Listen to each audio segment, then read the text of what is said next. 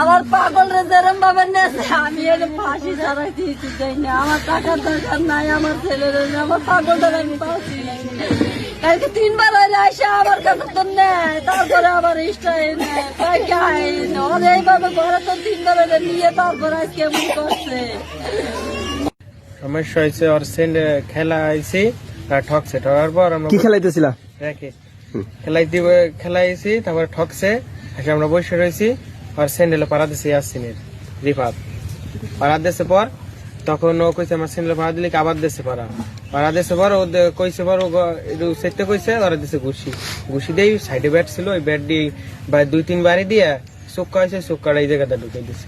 Badminton খেলাকে কেন্দ্র করে তর্কাতর্কির এক পর্যায়ে রিফাত ইয়াসিনকে আঘাত করলে সে ঘটনাস্থলে আহত হয়। তাকে হাসপাতালে নিয়ে যাওয়ার সময় সে মৃত্যুবরণ করে।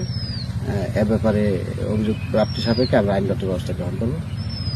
ধন্যবাদ।